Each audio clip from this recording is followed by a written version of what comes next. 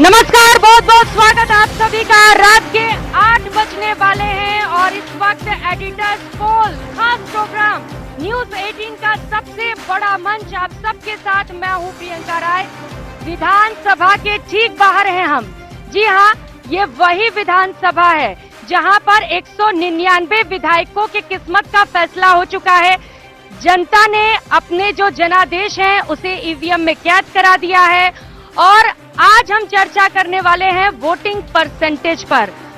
चर्चा इसीलिए जरूरी है क्योंकि आंकड़ों पर नजर डालेंगे।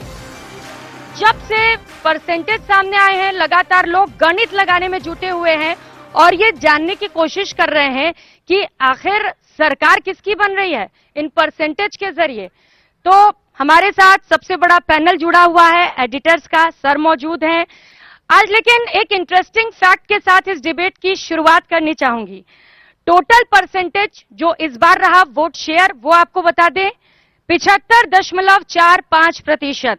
और जो इंटरेस्टिंग बात है वो ये है कि इस बार महिलाओं ने बढ़ चढ़कर हिस्सा लिया है। जी हां, महिला जो परसेंटेज सामने आया जहां पर महिलाओं ने भागीदारी निभाई, वोटिंग किए, वो आंकड़ा है 74.72%, जबकि पुरुष जो थे वो 74.53% ही मतदान करने पोलिंग बूथ तक पहुंचे।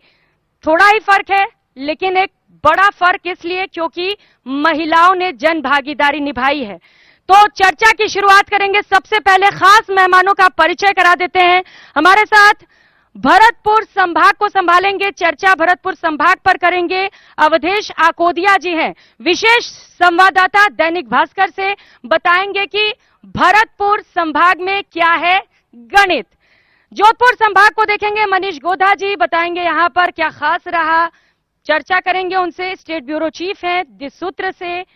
और इसके साथ साथ हमारे साथ एक और खास मेहमान जुड़े हुए हैं, अजमेर संभाग की बात करेंगे अंकित तिवारी से, मैनेजिंग एडिटर हैं चौक मीडिया से। चर्चा और भी मेहमान है हमारे साथ, उनसे भी करेंगे। बीकानेर संभाग की बात करेंगे, रोहिताश रिपसवाल जी हमारे साथ हैं, मैनेजिंग एडिटर झलको मीडिया से। और साथ ही साथ हमारे साथ एक और खास मेहमान है, उनका भी आपसे परिचय करा देते हैं। कोटा संभाग की बात करेंगे हम इस वक्त, रघु आदित्य जी हमारे साथ कुछ ही समय में जुड़ेंगे, उनसे भी बात करेंगे। स्टेट एडिटर है पंजाब केसरी के। और साथ ही साथ चर्चा और भी होगी। सबसे पहले बात न्यूज 18 राजस्थान के एडिटर अमित भट्ट जी से करते हुए। सर, ये जो खास मेहमान आज हमारे साथ जुड़े हुए हैं, मकसद क्या है, आज क्या बात करने वाले हैं हम? प्रियंका, देखिए राजस्थान में चुनाव हो चुका है, वोट डाले जा चुके हैं और इस वीकेंड पर ये रिजल्ट आ जाएगा। जिस दिन काउंटिंग होगी दोपहर तक ये पता लग जाएगा कि किसकी सरकार बनने जा रही है। इस बीच में हमारे पास में अलग अलग जगहों से फोन आ रहे हैं, हमारे पास में कई तरह की क्वेरीज आ रही हैं, सोशल मीडिया पर हमारे पास में पोस्ट आती है तो उसमें हमारे पास पर्सनल मैसेजेस आते हैं। वो ये लोग ये जानना चाह रहे हैं कि सरकार किसकी बन रही है। वो कहते हैं कि आप मीडिया हाउस से हैं, आपके सब जगह सूत्र हैं, आपके सब जगह रिपोर्टर्स हैं, आपकी इतनी बड़ी टीम है, तो आपके पास में कुछ ना कुछ एक तस्वीर होगी कि किसकी सरकार आ रही है। तो हमने न्यूज 18 राजस्थान ने ये सोचा कि क्यों एक अकेली ही मीडिया हाउस या किसी एक पर ही क्यों निर्भर रहा जाए। हम फिर उस विचार से पूरे राजस्थान के जो टॉप मीडिया हाउसेज हैं, आप देखिए सभी ये लोग हैं, प्रिंट से हैं, जो नया मीडिया है, ओटीटी प्लेटफॉर्म्स हैं, सोशल मीडिया प्लेटफॉर्म्स हैं, उनके जो एडिटर्स हैं उनको हम अपने साथ लेकर के आए। और अब ये सब अपने ये जो सब लोग हैं इनका इतना बड़ा एक्सपीरियंस है ऐसे चुनाव देखने का, कवर करने का, कि उन्होंने 8 चुनाव कवर किए हैं। तो हमारा जो मकसद है, हमारा जो कोशिश है वो ये है कि इन सब का अनुभव, इन सबके जो लोगों का विश्वास रहा है, हम उन चेहरों को यहां पर लेकर आए, इस मंच पर लेकर आए, उनसे हम जानने की कोशिश करेंगे। वो अपना एक्सपीरियंस, अपने जो इनके खुद के रिपोर्टर्स, इनकी खुद की टीम है जो पूरी राजस्थान में फैली हुई है, उनसे जो इनके पास में इनपुट आया है उससे हम एक इंसाइट पाने की कोशिश करेंगे, अपने दर्शकों को देने की कोशिश करेंगे कि आखिरकार 3 तारीख को क्या होने वाला है। और इसी का ये रिजल्ट है हमारा ये एडिटर्स पोल। तो आज बात होगी आंकड़ों पर, वोटिंग परसेंटेज पर हम नजर डालेंगे। 7 संभाग, हालांकि आपको बताते चले कि नए जिलों के ऐलान के बाद कुल 10 संभाग हो चुके हैं, लेकिन इस बार विधानसभा चुनाव में 7 संभागों पर ही वोट्स पड़े हैं और इन 7 संभागों को लेकर चर्चा करेंगे। सबसे पहले आपको बता दें, कुछ ही समय में हमारे साथ जयपुर संभाग को देखने के लिए सुभाष शर्मा जी भी जुड़ेंगे, editor in chief evening post से। लेकिन आज चर्चा की शुरुआत सबसे पहले अवधेश जी आपसे करते हुए, चूंकि हमने सबसे पहले बात उस इंटरेस्टिंग फैक्ट की कि महिला सबसे बड़ी संख्या में पोलिंग बूथ तक पहुंची, अपने मतों का प्रयोग किया। कैसे देखते हैं आप इसे? क्योंकि जहां एक और बीजेपी ने महिला सुरक्षा को लेकर बड़ा मुद्दा बनाया, कहती है हम महिला सशक्तिकरण करते हैं, तो वहीं दूसरी ओर कांग्रेस ने बड़ा दांव खेला है और महज 400 रुपए में गैस सिलेंडर देने का वादा। क्या लग रहा है, रुझान किधर होगा महिलाओं का? बिल्कुल, देखिए जो प्रदेश की आधी आबादी है उसको साधने के लिए दोनों तरफ से प्रयास किए गए थे, दोनों पार्टियों ने उसके प्रयास किए थे और जिस तरह से पुरुष मतदाताओं के मुकाबले उनका मतदाता प्रतिशत ज्यादा रहा है, वो निश्चित रूप से एक ट्रेंड है। वो ट्रेंड किस पार्टी के पक्ष में जाता है उसका अभी केवल कयास उसके बारे में लगाए जा सकते हैं, लेकिन निश्चित रूप से महिलाओं ने कुछ ना कुछ सोचकर अपने मत का प्रयोग किया होगा। अब उसका किस पार्टी को फायदा होता है, किस पार्टी को नुकसान होता है, ये जब चुनाव नतीजे आएंगे तब पता लगेगा। लेकिन यहाँ ये निश्चित रूप से जो हमारे राजस्थान की महिलाएं जो आधी आबादी है उनका जो मतदान प्रतिशत रहा है, उनके लिए उनको बधाई देनी चाहिए, क्योंकि वो पुरुषों के मुकाबले ज्यादा जागरूक निकली और उन्होंने अपने ज्यादा संख्या में अपने मताधिकार का प्रयोग किया। ओवरऑल जो परसेंटेज रहा, भरतपुर की बात करेंगे क्योंकि हम संभागवार जिक्र कर रहे हैं, चर्चा कर रहे हैं कि परसेंटेज जो रहे, वोट शेयर जो रहे, वो क्या किस ओर इशारा करते हैं। भरतपुर का जो वोट परसेंटेज रहा वो क्या कह रहा है? देखिए, भरतपुर में यदि पूरे संभाग की बात करें तो मामूली बढ़त 2018 के मुकाबले इस बार हुई है, लेकिन कई सीटों पर बहुत ज्यादा बढ़त है, जहां पर जो सीटें मानी जाती हैं कि ध्रुवीकरण की सीटें। लेकिन एक चौंकाने वाली बात यह है कि कामा सीट, जहां पर ध्रुवीकरण सबसे ज्यादा देखने को मिलता है भरतपुर संभाग में, वहां पर वोटिंग परसेंटेज कम हुआ है, लेकिन जो नगर सीट है वहां पर डबल डिजिट में ग्रोथ हुई है।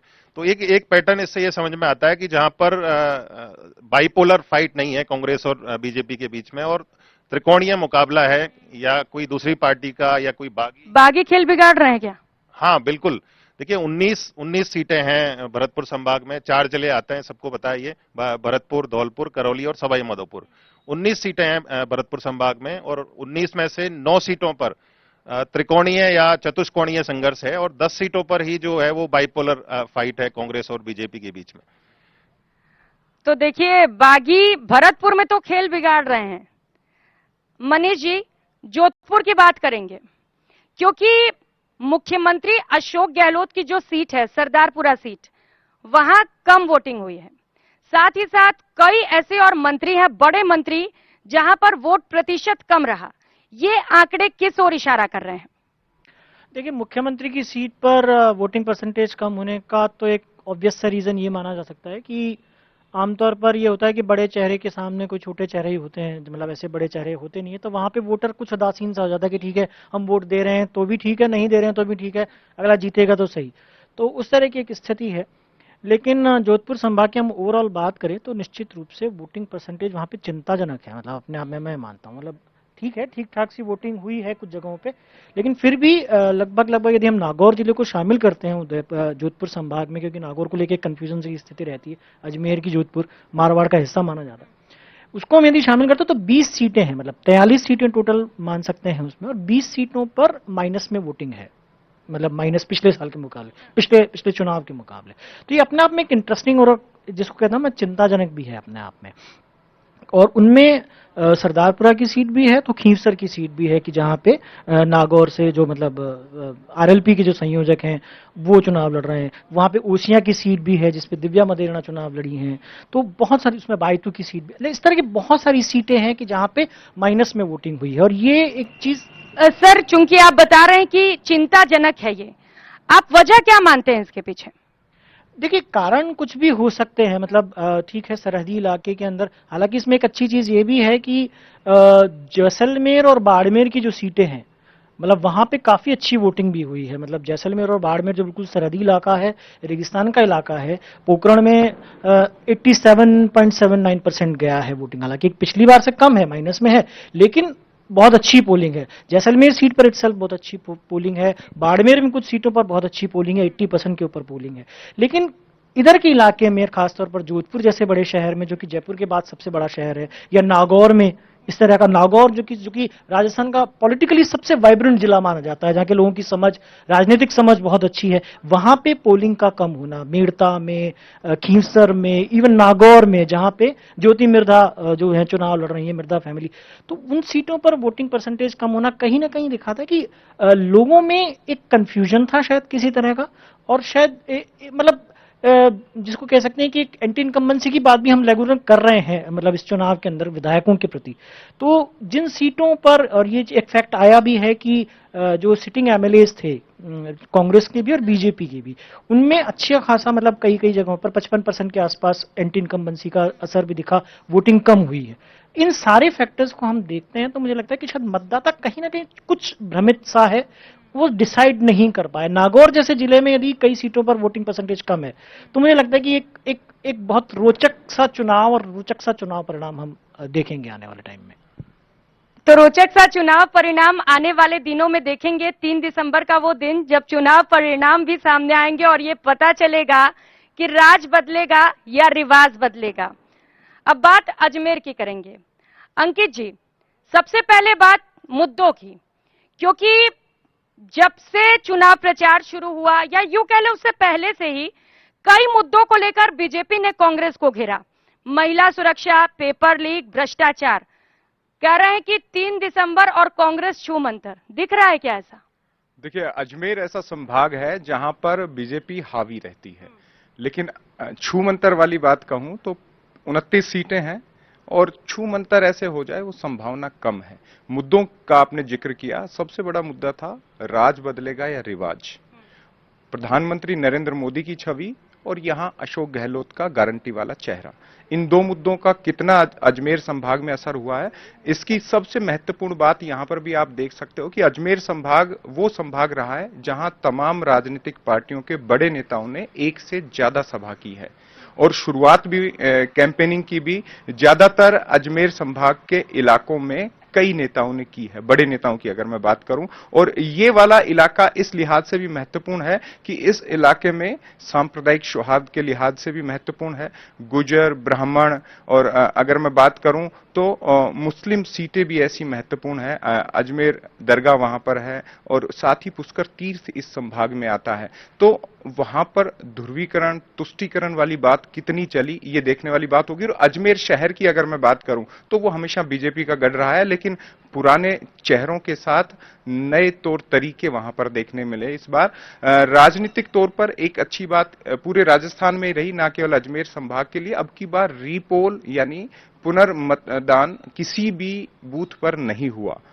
2013 में 128 बूथ थे, 2018 में 7 बूथों पर पुनर्मतदान हुआ था, लेकिन 2023 मैं कह सकता हूं कि राजस्थान में शून्य रहा। यह आंकड़ा अच्छा है कि दोबारा से मेहनत करनी नहीं पड़ी। लेकिन अजमेर संभाग के लिहाज से फिर, क्योंकि अगर यहां टोंक की बात करूं तो सचिन पायलट आते हैं। हालांकि उनका पूरा परिदृश्य इस चुनाव में शांत दिखा, लेकिन एक आंतरिक लहर सचिन पायलट के तौर पर पूरे राजस्थान में कांग्रेस राजनीति को घेरे रही और लगातार निगाहों में भी रहे। उनका जब मध्य प्रदेश का दौरा था और उसके बाद फिर राजस्थान में सक्रियताएं रही, वो भी महत्वपूर्ण है।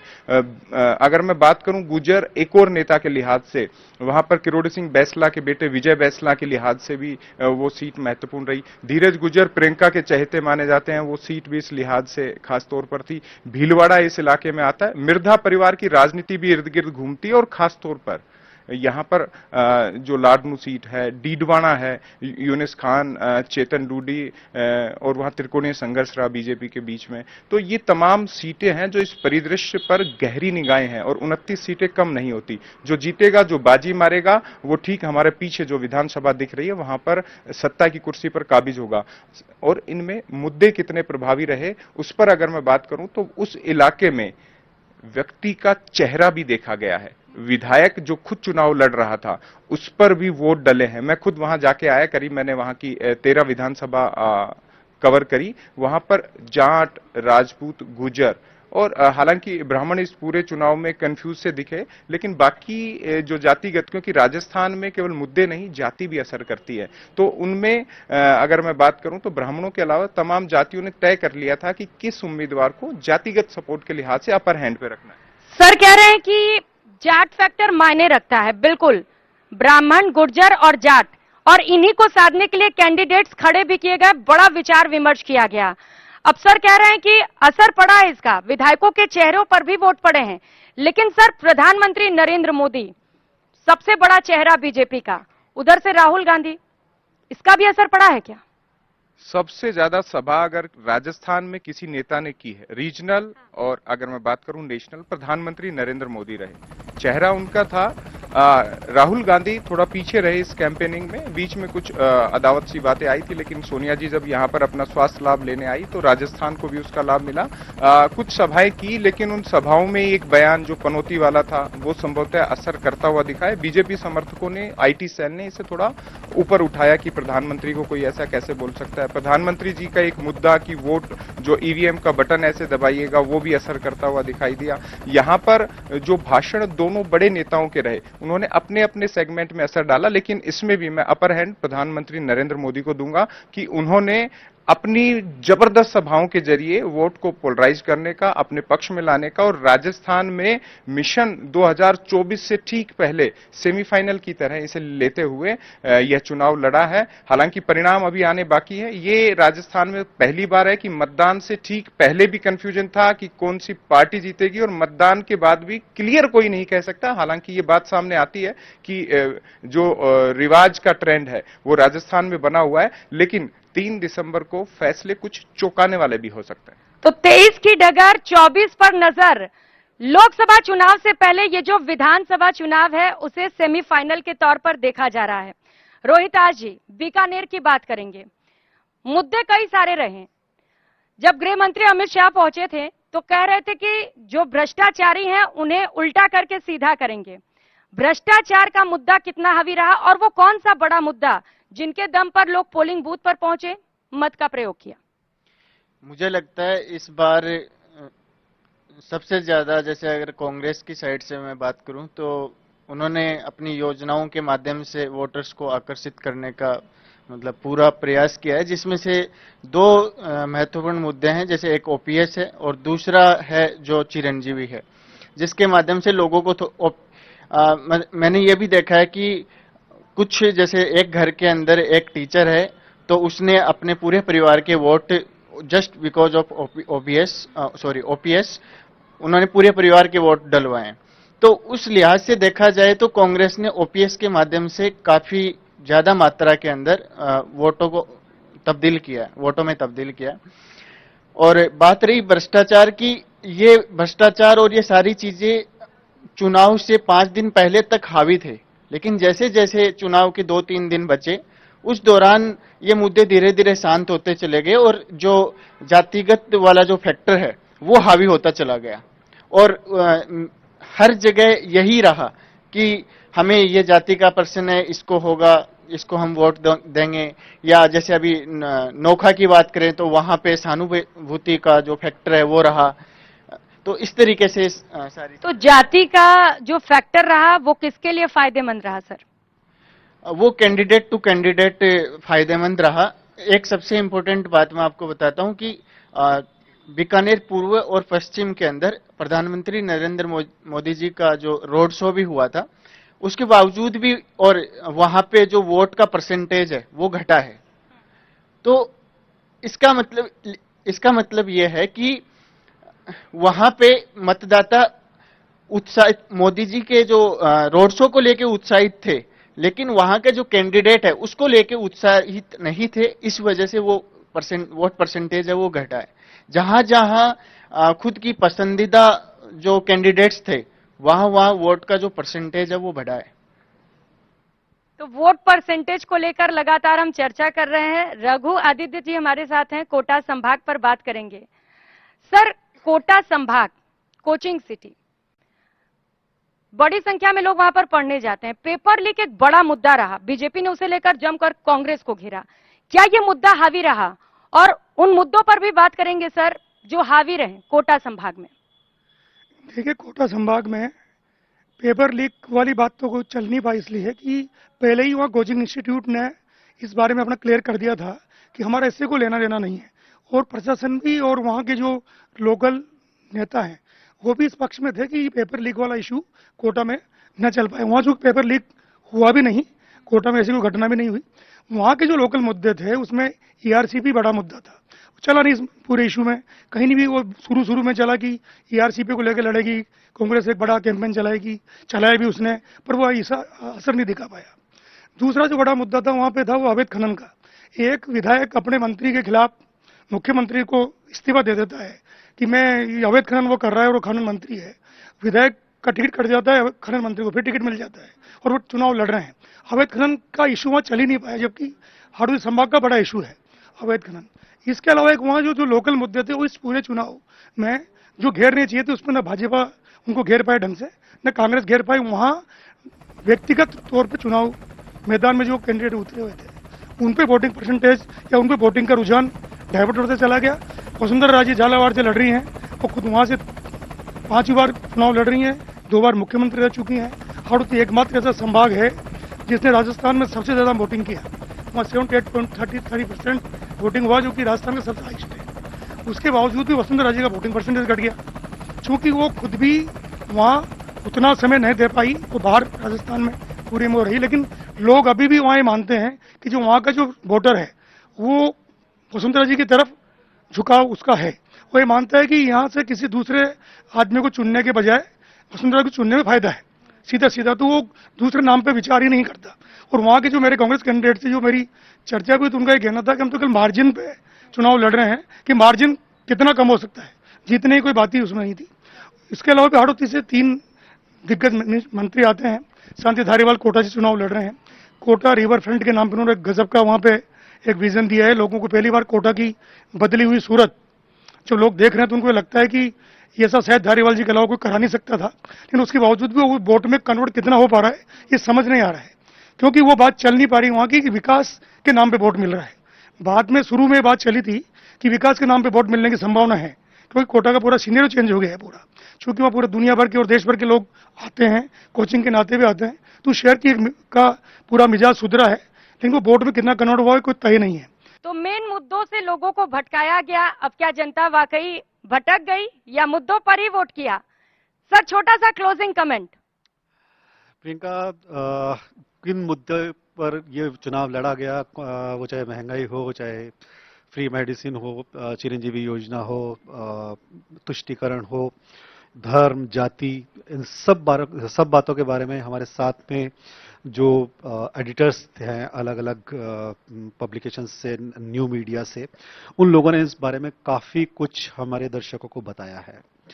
तो और वोटिंग परसेंट पर भी हमारी चर्चा हुई है, और सब ने अपने अपने अनुभव से और अपने अपने सूत्रों से, अपनी अपनी जो टीम है, जो अपने रिपोर्टर्स हैं, और जो इनका सबसे बहुमूल्य जो चीज़ है, सबसे इम्पॉर्टेंट जो है वो इनका एक्सपीरियंस, उन सब को लेकर के जो इन्होंने पूरा हमको बताया है, मैं समझता हूं कि इससे एक बहुत कुछ लोगों को समझने में आसानी रही होगी, उनको बहुत कुछ तस्वीर साफ हुई होगी, ताकि कि ये समझ सकें कि 3 तारीख को जब ईवीएम से वोटों की गिनती होगी और दोपहर तक जब तस्वीर साफ होगी, तो इस विधानसभा में कौन लोग होंगे, किसकी सरकार होगी, किसके हाथ में सत्ता की चाबी होगी।